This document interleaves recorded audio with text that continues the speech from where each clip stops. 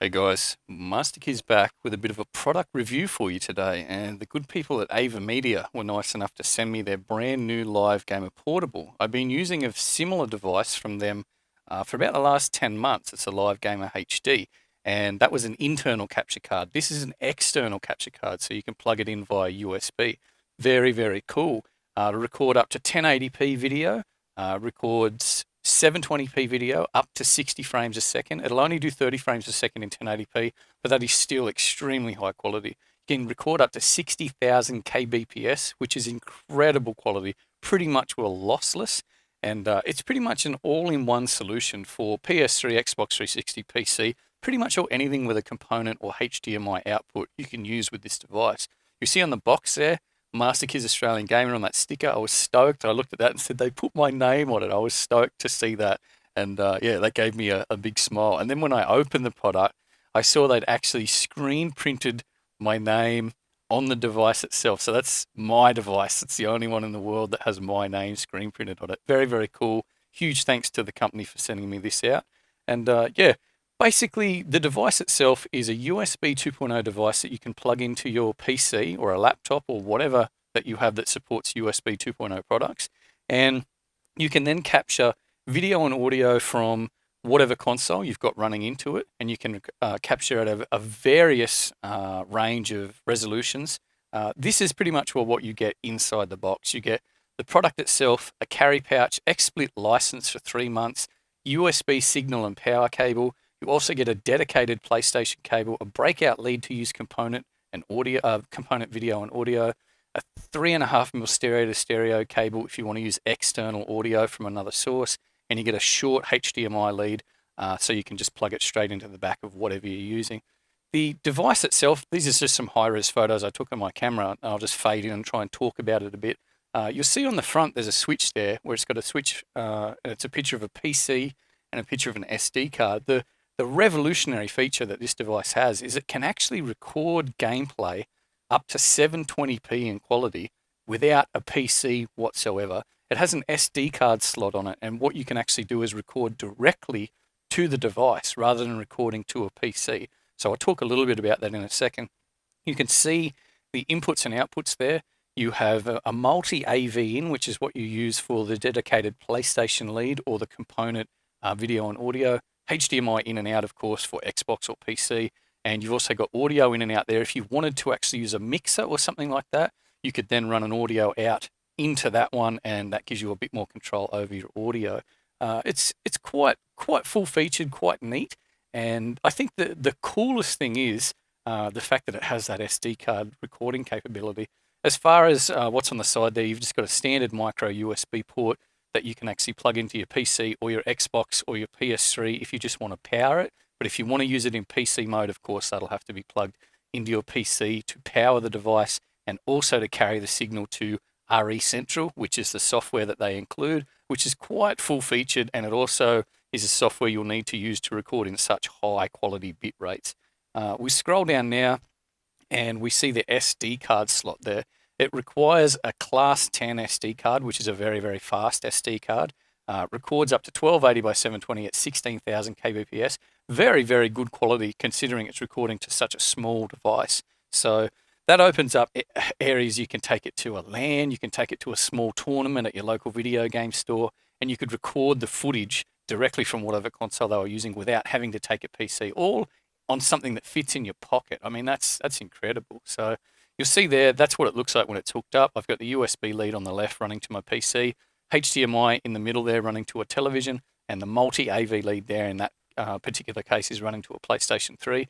The center button actually lights up blue when it's powered, and that actually is a button. You can touch the middle to actually start recording. Now this is cut to a video just to show you what it looks like. When you actually hit record, it starts to pulse red and sort of breathes. That means that it is recording, and it's very handy to have a visual indicator when it is recording so that you know you haven't left it recording for 12 hours while you've gone and done a handstand or done something like that. But what we'll do in a second is we'll cut to some video game footage just to show you the quality that this thing can record. These are all recorded in RE Central, which is the actual included software. So this is Gears of War Judgment, newly released on the Xbox 360. Very, very surprised at how sharp the footage is. Because I've been using the Live Gamer HD, I think they might have made improvements to the hardware encoder on this device, which would be really, really cool. And I can sort of see a bit more sharpness and a bit more contrast in the actual image quality now that I've been using it for a little while. This is Gran Turismo 5, of course, on the PlayStation 3, recorded at 1080p. And the only thing with the PS3, you have to use the included lead or use the component breakout lead with it, and you can't use HDMI to capture on the PS3. So you should take note of that. You cannot use HDMI unless you use something that can actually strip the copyright protection from the PlayStation, but that's not something I can really get into. So out of the box though, the device will work fine with the PS3, but you can't use the HDMI. So keep that in note. So we rolled the car there. Very, very cool. Very, very good footage though, very sharp. And this is footage directly from the PC. This is 1080p Borderlands 2. Full quality, so everything in the game that you possibly can turn on, I have turned on. The advantage with the actual external capture card is it has a hardware encoder for the video, which means instead of using your CPU cycles, it uses the device itself to encode the audio and the video, which means your CPU is free to actually pump as much power into whatever is running at the time. So that's the advantage when you use a capture card that has an onboard encoder.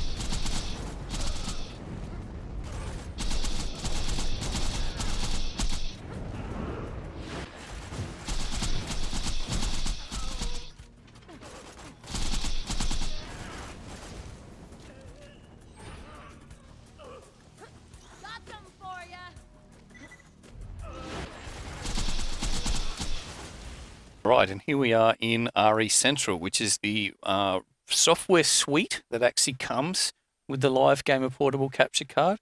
And you'll see that you've got Amateur, Pro, and Newbie. The only difference between any of those is if you go into Newbie, it tries to set up the card for you. If you go into Amateur, again, it gives you a little bit more features where you can tweak around with. If you go into Pro, it assumes you understand bit rates, resolutions, and things like that, and it lets you tweak everything to your settings. You really should be using Pro purely because you get more control over the quality of the videos that you record.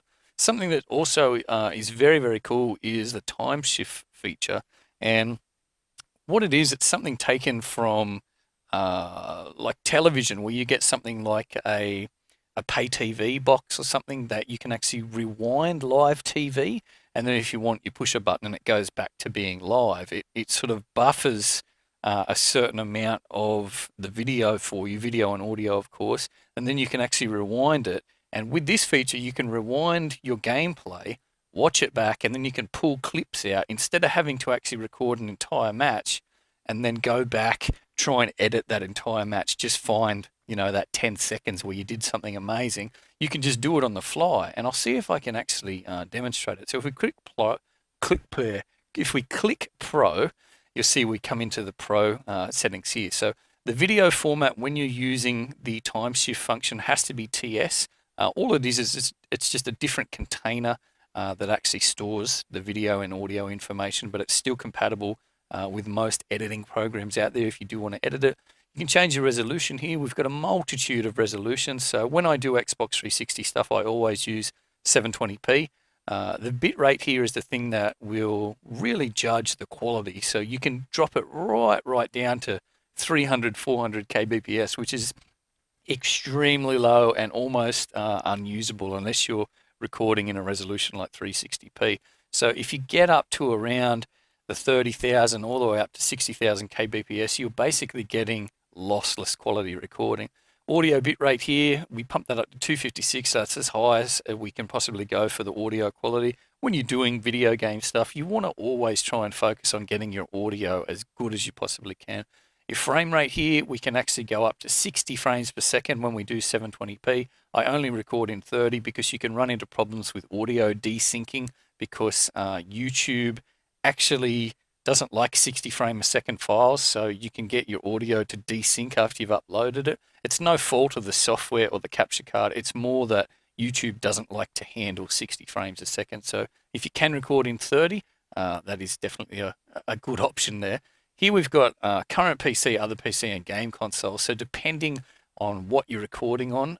These are what you have to actually set up. So if we were recording on the current PC, we'd click this.